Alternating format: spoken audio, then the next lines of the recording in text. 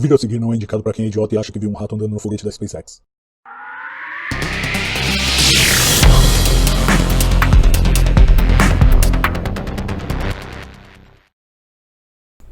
E cientistas da colaboração Borexino, usando um detector subterrâneo no Laboratório Nacional de Gran Sasso, na Itália, detectaram neutrinos solares ligados a um processo de fusão nuclear que até então jamais haviam sido observados. Os cerca de 2.000 sensores do equipamento embebidos em um fluido cintilador registraram os tais neutrinos, associados ao chamado ciclo CNO ou ciclo Bethe-Weizsäcker. A maior parte da fusão no Sol envolve a transformação de núcleos de hidrogênio com um próton em hélio com 2 prótons. Contudo, há também um ciclo com elementos mais pesados, envolvendo carbono, nitrogênio e oxigênio. Essa reação, embora aconteça no Sol, não é predominante. Porém, ela é essencial no funcionamento de estrelas massivas. Já era previsto que ela emitisse neutrinos, mas essas partículas são bem difíceis de detectar. Agora, finalmente, o experimento Borexino conseguiu discriminar e identificar os neutrinos ligados a esse processo especificamente. O trabalho foi publicado na revista científica britânica Nature.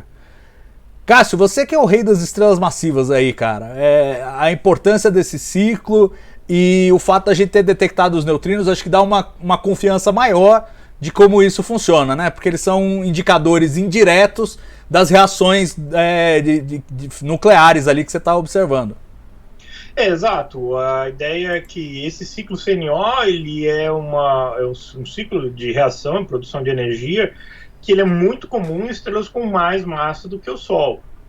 Envolve carbono, nitrogênio e oxigênio, mas não da forma reativa. Eles são catalisadores, eles apressam a reação, fazem a reação acontecer de forma mais eficiente, mas como eu falei, ele é o mecanismo predominante de estrelas com mais massa, porque mais massa você tem uma temperatura maior no núcleo, mais energia para produzir reações que exigem mais energia. O ciclo próton-próton, que é o do predominante no Sol, ele é mais eficiente, mais simples, e ambos têm uma assinatura com essas partículas que eu comecei a falar, são os neutrinos. Os neutrinos, eles carregam muita energia, quer dizer, carregam uma fração de energia dessas reações, mas não contribui com a luminosidade, não contribui com a produção de energia.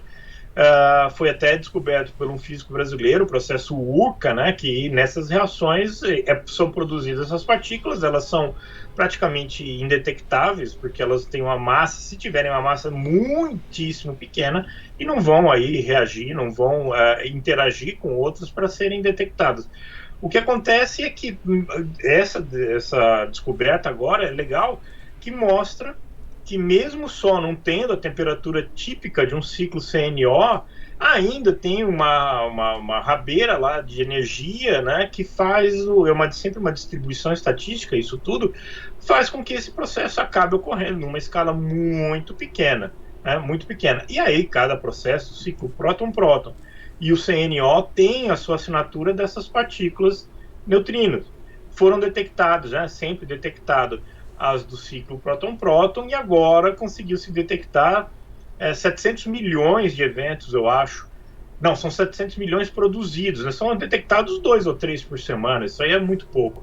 Mas aí com a estatística, com toda a modelagem teórica, você vê que é menos de 1% de tudo aquilo que é produzido pelo próton-próton, o ciclo dominante, é explicado pela produção desse ciclo CNO. Então foi uma conjunção aí da teoria com as observações, né, fechou muito bem, e tanto que um dos autores fala, isso dá sem margem de dúvida nenhuma, né, sem nenhuma sombra de dúvida, que nós temos ciclo CNO no Sol também. Pois é, e eu gosto de falar disso também porque é uma outra forma de astronomia que a gente não aborda muito, né? Mas além de observar todas as frequências aí do espectro eletromagnético, você também pode fazer astronomia de ondas gravitacionais, estamos entrando nisso agora, nessa nova era, e astronomia de neutrinos, também observando os neutrinos e daí derivando as propriedades dos objetos, né?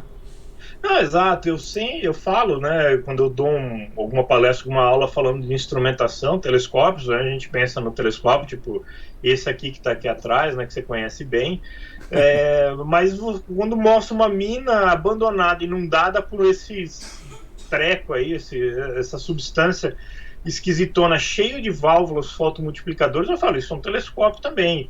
E nesse caso, esse instrumento, esse telescópio, está a 1.400 metros de profundidade, né, para isolar da radiação externa. Tem problemas com decaimento radiativo das próprias paredes, para você ter uma ideia, mas se constitui numa uma astronomia de partículas, né, que até uns 10 anos atrás era só coisa de detecção, alguma coisa assim, né, como está sendo hoje na parte de ondas gravitacionais.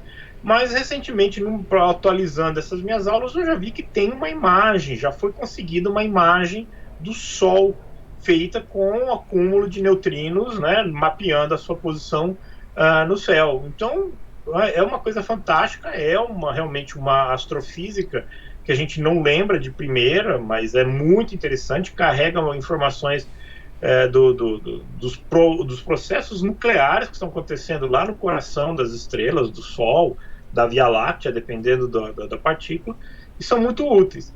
E o que me leva, sempre que me perguntam, você acha que um dia as ondas gravitacionais se a gente vai conseguir fazer imagens? Eu falo assim, a questão de 10 anos a gente não pensava em fazer imagem com neutrinos, já temos, né? É do Sol, tudo bem, é aqui perto, mas não dá para dizer, não é impossível. Tá ali, né?